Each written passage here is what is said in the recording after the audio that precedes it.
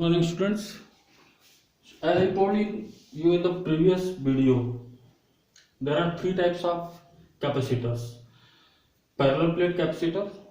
About parallel plate capacitor, I have discussed in the previous video.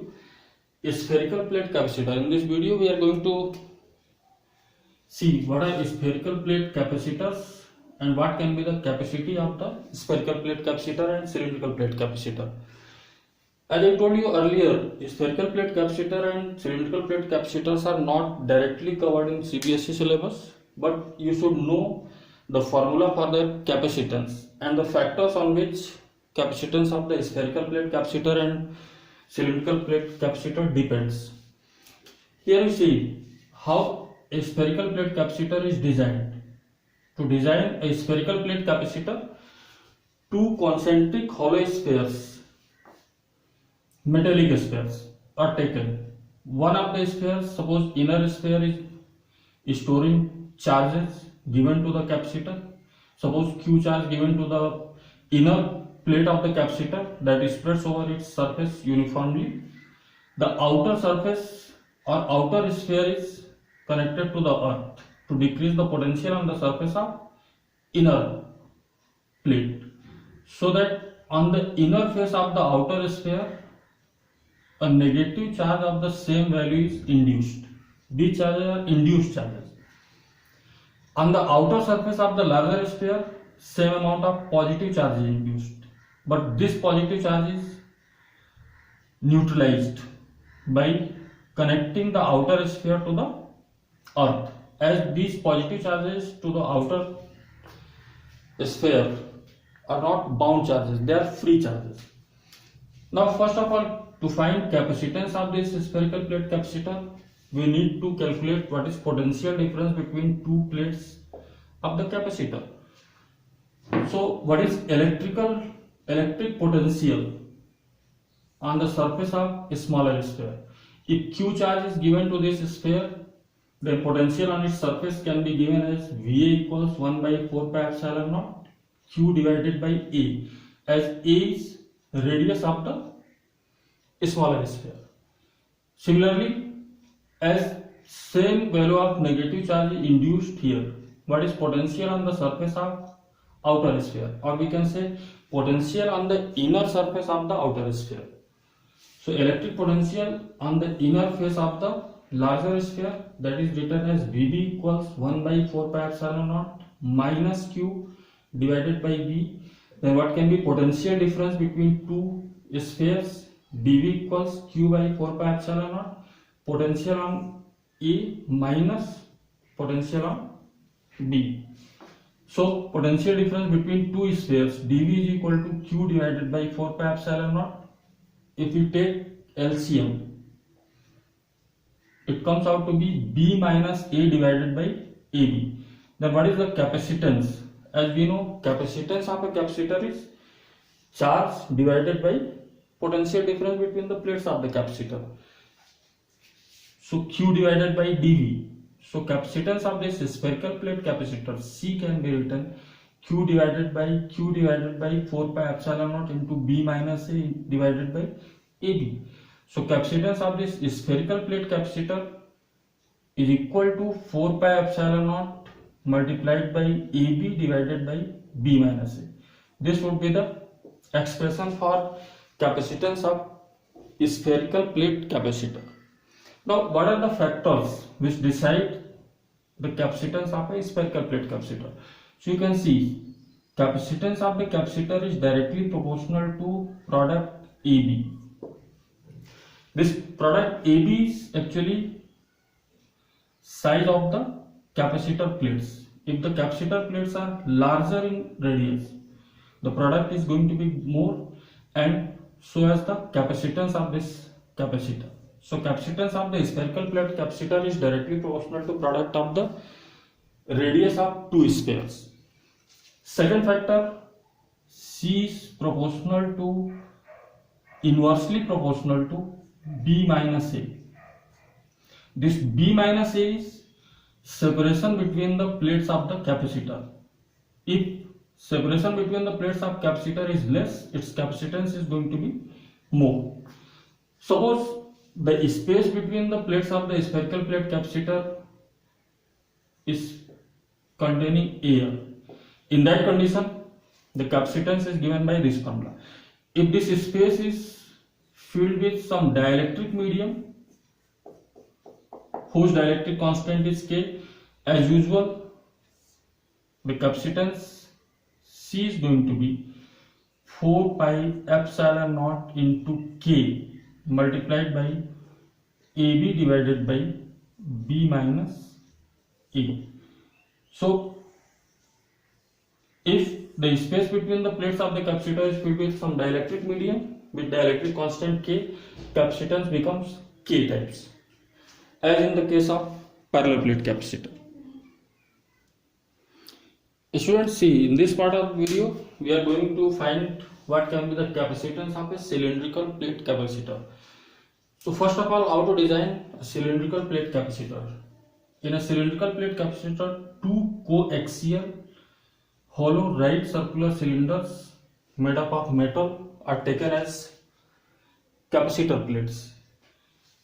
You can see the inner cylinder is of radius A, that is connected to the earth.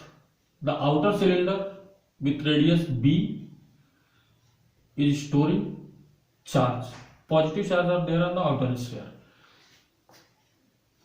Now, if some charge plus Q is given to the outer cylinder that spreads over its surface uniformly, its linear charge density means amount of charge is spread per unit length of the outer cylinder. Linear charge density can be given lambda equals Q divided by L. So total charge on the length of the cylinder, Q is equal to lambda into L. So if direction of the electric field is in the direction of outer cylinder towards inner cylinder, then what going to be the flux passing through any imaginary cylindrical surface? Suppose this is the cylindrical surface. So flux passing through the cylindrical surface is phi is equal to Q by epsilon naught by the application of Gauss theorem. Now what can be the value of electric field at any point between the cylinders? That can be given E multiplied by 2 pi Rn by the application of Gauss theorem. Total charge lambda L divided by epsilon naught. Lambda L is value of the charge, so value of electric field is coming out to be E equals lambda divided by 2 pi R into epsilon naught. That by the application, first application of the Gauss theorem, we have discussed that earlier in the video. What can be the potential difference between two plates of the capacitor? Now to find potential difference between the plates of the capacitor, we can apply relation between electric field and potential gradient. E equals negative of dV by dr.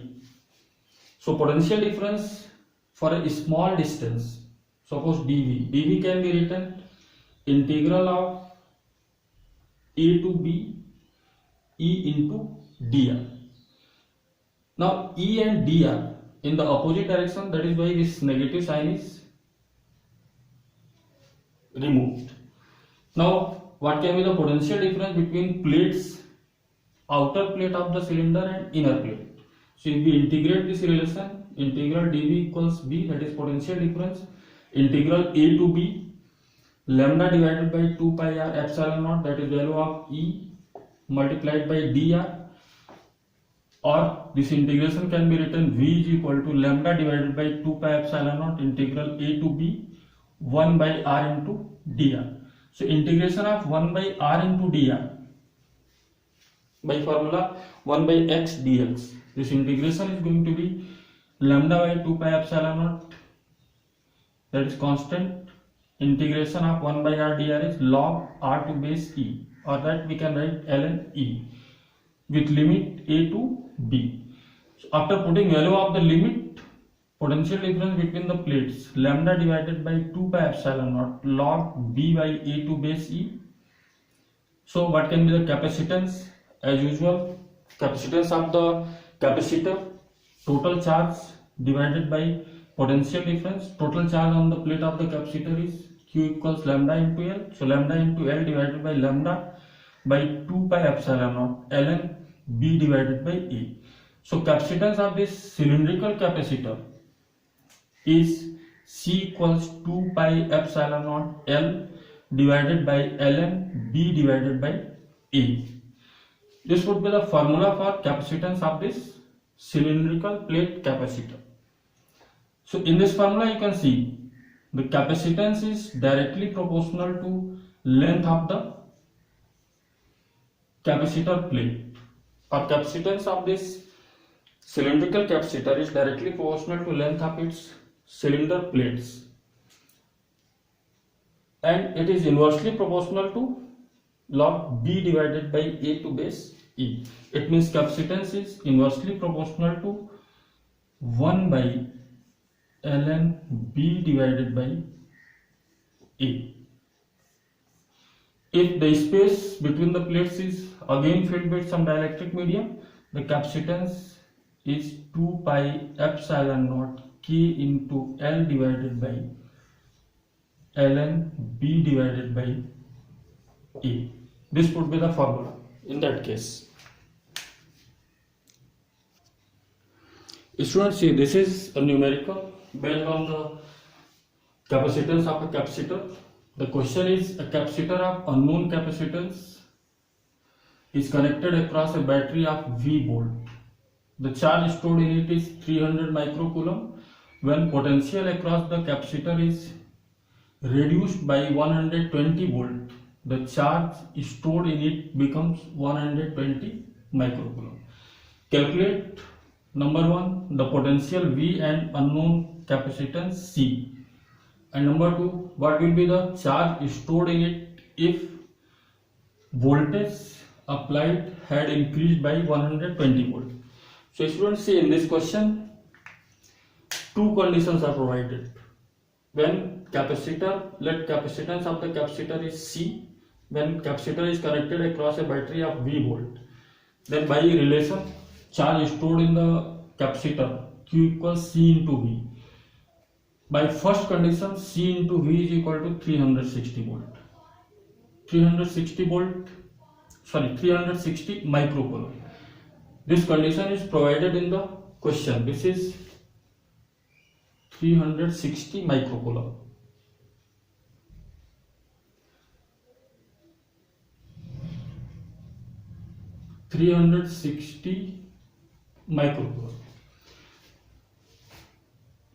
Now, when potential across the capacitor is reduced by 120 volt, then capacitance multiplied by potential, again by the same relation, V minus 120 equals charge stored 120 volt in the second case given.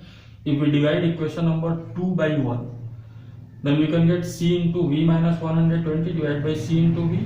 C cancels, that equals 120 by 360. It comes out to be 1 by 3. If we cross multiply, we can get 3V minus 360 equals V. So what is the value of V? After solution, V is going to be 180 volt. Now to find what is capacitance of the capacitor, if we put this value of V in equation number 1, capacitance C is equal to 360 divided by V, that is 180 volt. So capacitance of the capacitor is 2 microfarad. So these two are the answer for first part of the question. Now, what will be the charge stored in it if the voltage applied had increased by 120 volt? So original potential is 180 volt. When increased by 120, it becomes changed potential. V dash is equal to 180 plus 120, that is 300 volt. And then charge stored in the capacitor, Q dash is equal to C into V dash, that is 2 multiplied by 300, that is 600 microcoulomb. So answer for the second part of the question is 600 microcoulomb.